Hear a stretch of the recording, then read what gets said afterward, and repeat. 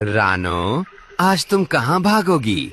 मेरा पेट खाली है और तुम मेरा भोजन बनोगी।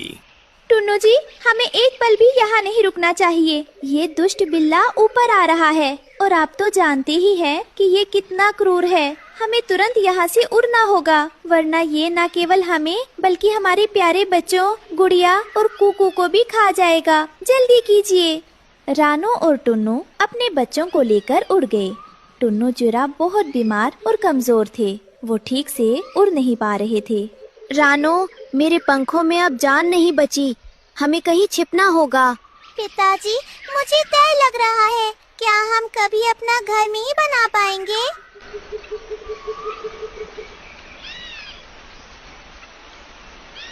वो थककर नदी किनारे उतरे। वहाँ गीली मिट्टी थी। रानो ने सोचा कि रात गुजारने के लिए यहीं एक कच्चा घर बना लूं। मेरे प्यारे बच्चों, आप बिल्कुल चिंता ना करें। अभी आप पिताजी का ख्याल रखो और उन्हें दिलासा दो। मैं जल्दी से कुछ मिट्टी जमा करती हूँ ताकि हम रात को किसी तरह सुरक्षित रह सकें। एक मजबूत घर बनाना जरूरी है, नहीं तो इस तूफान में और बिल्लू के डर से हम रात गुजार नहीं पाएंगे। थोड़ा हौसला रखो। कालू कौवा और भुल्ला चील झाड़ी के पीछे छिपे देख रहे थे। देखो बुल्ला भाई, रानो पागल हो गई है। नदी किनारे घर बना रही है। बिल्लू बिल्ला इसे आसानी से ढूंढ लेगा। सही कहा कालू। मैं अभी जाकर बिल्लू को खबर देता हूँ। आज इनकी आखिरी रात होगी। रानो मिट्टी उठा ही रही थी कि उसने देखा पानी में एक छोटी सी रानी चींटी डूब रही है। वो तड़प रही थी। बचाओ, कोई मेरी मदद करो, मैं बह जाऊंगी। अरे नहीं, देखो पानी में एक नन्ही जान फंसी हुई है। मुझे उस बेचारी छोटी सी रानी चींटी को बचाना होगा। घर तो बाद में भी बन जाएगा, पर पहले इस नन्ही जान को बचाना सबसे जरूरी है। मैं अपनी जान खतरे में नहीं डाल सकती, पर किसी और को डूबते हुए भी नहीं देख सकती।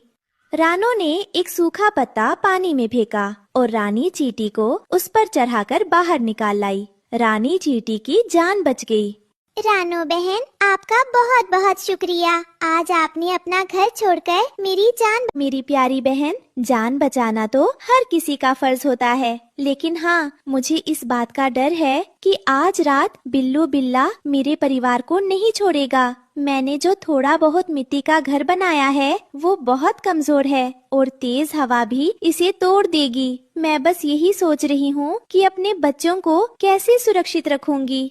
रानी चींटी ने रानो की आंखों में डर देखा। उसने तुरंत अपने हजारों सैनिक चींटियों को बुलाया।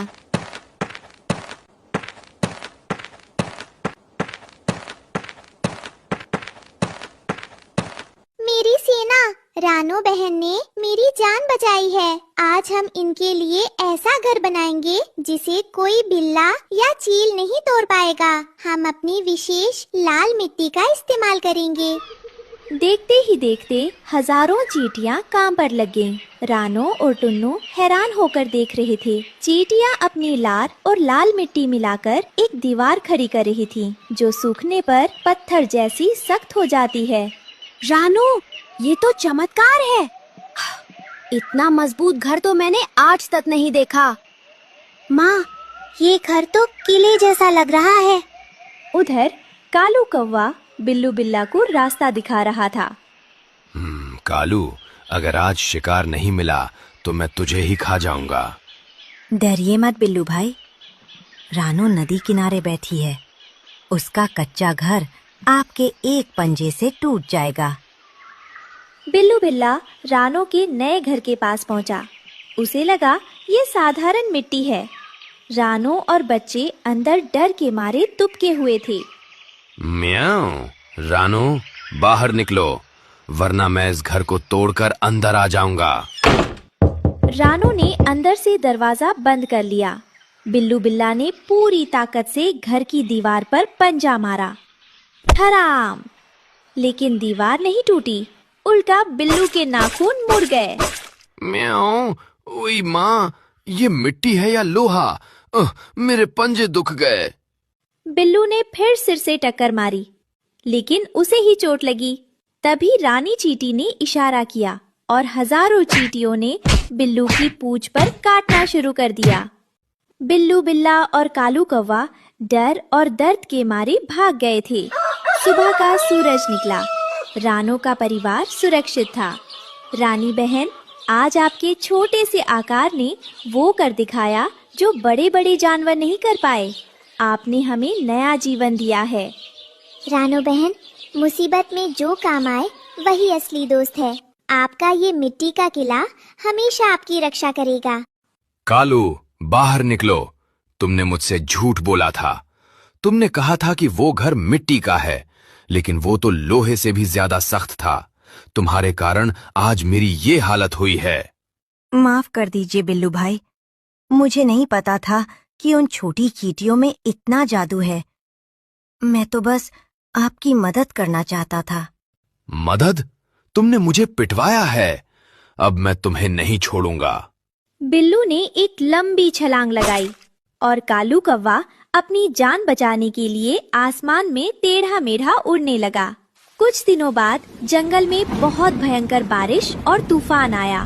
बड़े बड़े पेड़ हिल रहे थे और कई पक्षियों के घोंसले टूटकर गिर गए। लेकिन रानो का वो लाल मिट्टी का किला जस का तस खड़ा था। रानो बहन, क्या हम आपके घर में थोड़ी देर रुक सकते हैं? मेरा घोंसला टूट गया है और मेरा परिवार भीग रहा है। आप बाहर क्यों खड़े हैं? अंदर आ जाइए। ये घर चींटियों के आशीर्वाद से बना है। यहाँ सब सुरक्षित है। रानो ने अपने दोस्तों को भी पनाह दी। अंदर गुड़िया और कुकू गरम और सूखे थे। देखा रानो, एक छोटे से नेक काम ने आज हमें और हमारे दोस्तों को इस तूफान से बचा लिया। सच है, नेकी कभी बेकार नहीं जाती। इस कहानी से हमें सीख मिलती है कि किसी को छोटा समझकर कमजोर नहीं समझना चाहिए।